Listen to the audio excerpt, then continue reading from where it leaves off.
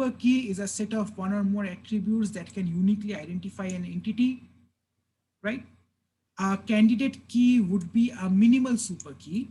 That is, if we add or if we remove any particular attribute from this candidate key, it fails to be a candidate key anymore, right? So that is a minimal super key.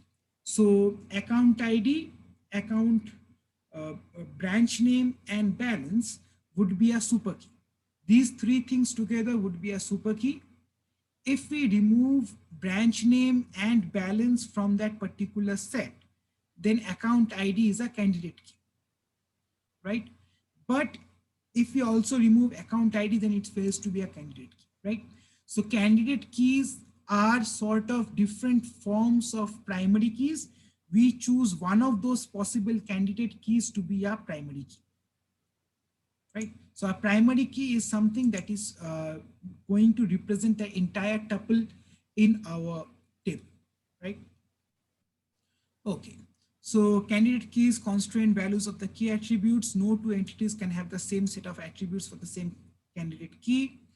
And we need to choose our candidate keys properly. So customer name cannot be a candidate key because different people can have the same name. So it is not a good choice for a candidate key, right? You already know about these things. An entity set may have multiple candidate keys, but it will only have one particular primary key. The primary key is the candidate key that is most often used in order to reference our sets, right? So, okay, so let's say, and let me ask you guys something. Let's say that in a hypothetical scenario, I have, so let's say that I have, let's say, attribute 1, attribute 2, attribute 3, and let's say attribute 4, right? And let's say that the possible candidate keys are, let's say that A1 and A2, doesn't really matter, A3 and A4. So given that these two are potential candidate keys, we can choose either one of them to be a primary key. Do you guys agree? We can choose either A1 and A2 to be a primary key or A3 and A4 to be a primary key. Okay, so if that is the case, can you tell me why would I choose one primary key over the other? What is the benefit of choosing one primary key over the other? Why would I choose A1, A2, or why would I choose A3, A4? Is there any difference? We know that both of these types are primary keys. That means that either of those choices would be distinguishable in their table representations, right? So either A1 and A2 can distinguish all the values. So let's say we have other values as well, right? So A5, let's say A6 and A7 or A8, whatever, right? We have different attributes. I can either choose A1, A2, or I can choose A3, A4. If I am given the choice of picking either A1, A2 or A3, A4, A3, A4 could be used by another relationship as a primary key. Yes, exactly. But again, since Yogi, you are right. But both of these are primary keys, right? So don't you think that if that other relationship uses a primary key as A3, A4, won't A1, A2 do the same thing?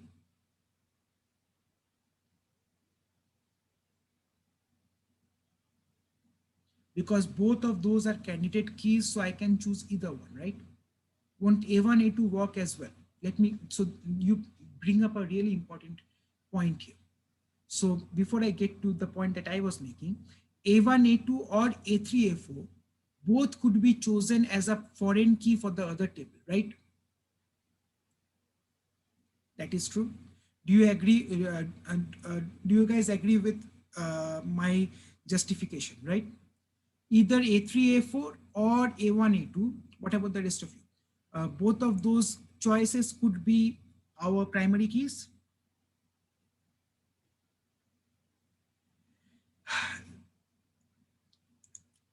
What about the rest of you, right?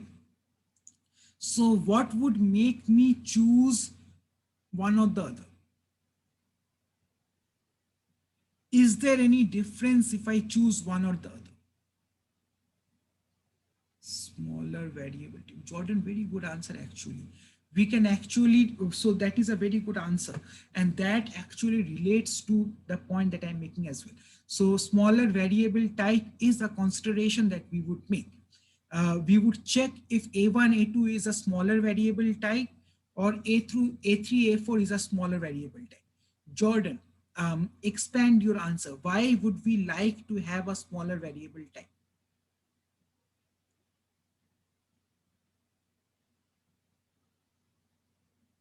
Yes, let's say that. Ooh, yes, exactly. You guys are correct, like both Jordan and Din. It would be quicker to search through the primary keys. Exactly. If I choose, let's say that I choose A1 and A2 as my primary key, that means that by default, the database would create A1, A2 as a primary key, and that means that it would create indexes for A1, A2 by default, right? It won't create indexes for A3, A4, right? It does not know that those are indexes or those are primary keys or those are candidate keys. But if I set A1, A2 as my primary key, then it would choose those as indexes as well. It would create B trees and it would create lookup. It would create a lookup table that makes it faster. So that relates to Jordan's answer and Din's answer as well. I would need to choose a primary key that is smaller, and I would need to choose a key that more or less would be searched for in most of my queries, such that I know that those would be created as indexes by default, and that can lead to more efficient queries. Right? Does that make sense? So that is the thing. We need to keep those things in mind. Basically, things I'll query more and things that are shorter or smaller. Right? Do you guys agree?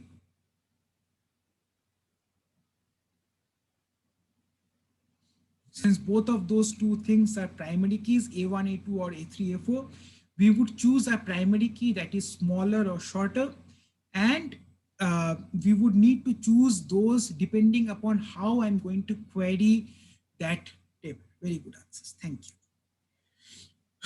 The other thing that we need to remember is our primary key should not be chosen such that it changes frequently. It should be something that changes very rarely, right? Because we really do not want all that extra headache of changing our primary key attributes quite often. Okay. Again, Jordan's answer applies. So we do not want large or complicated primary keys. Why? Because if we have a longer primary key, our B tree, that is the default tree that is to be created for indexes, if we have a larger primary key, it ends up being a deeper tree, because comparisons become much smaller and we end up with a deeper tree compared to a smaller primary key where our tree becomes a more shallower but a more broader tree. We actually want a shallow and a broad tree so that the number of checks that we make are less compared to a deeper tree, which actually means that we would have to check multiple times to actually get to our result. We actually want a shallow and a more broad tree. Right, so that is why we want to choose smaller and more distinguishable, but mainly smaller primary keys, right, for performance issues as well. Okay. So how do I represent primary keys in my entity relationship model? The same way as we do for normal relationship model diagrams, we just underline that particular attribute as our primary key. So customer ID is a primary key, we underline that. Loan ID is a primary key for loan, we underline that. And we just relate that with using borrower. Another example for this would be, for example, let's say that you're ordering an Uber, right? So if you're ordering an Uber, let's say Uber maintains that where you are ordering the cab from and where do you want to go. The best way for Uber to do this would be to maintain a lat long numbers, right? So latitude and longitudinal numbers for your geographical point, right? So you can have your latitude and longitude for your uh, primary keys all together, both together as a pair, right? So this is a very common thing to use when we are using geospatial database. And remember, for geospatial databases, a good way to represent or create trees for geospatial databases would not be a B tree, right? An R tree would be better than a B tree, right? But we won't get into that detail later. No. Okay. Okay. So coming to, I guess, a house question. So relationships are not distinguished by their descriptive attributes, right? Descriptive attributes are solely for relationships, that is for the borrower, for the laptop, who owns our laptop and so on. And those attributes are not going to be representative of the relationship. Nothing in the relationship table will be solely for the relationship. Relationships only maintain a relationship between two entities. They can have more descriptive attributes, but they cannot be primary keys, right? Some relationships may not even have descriptive attributes, right? So they are sort of optional in that sense. Okay. So given multiple entity sets, E1 through En, who participate in the same relationship R. Now note this specifically because we need to understand how to assign primary keys depending upon what type of cardinality we want. By that I mean one-to-one, many-to-many, many-to-one, and so on, right? So in general, if multiple entities participate in a relationship R, then that particular relationship is defined as primary key for E1, union primary key of E2, union primary key of blah, blah, blah, union primary key of En.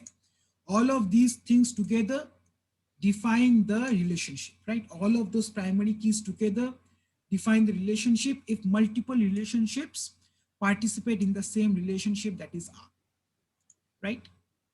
Okay. Relationships can also have their own attributes, that is those descriptive attributes. Let's say that A1, A2, A3, and so on are your descriptive attributes. Then a super key for a particular relationship attribute could be all the primary keys for the entities that it combines and the union of all the attributes that it has. But again, this is obvious, right? This is not a minimal super key, right? This is definitely not a minimal super key because if for nothing else, it has those own attributes and these are not primary keys, right? So just as before, we can remove these sort of descriptive attributes. These are not descriptive of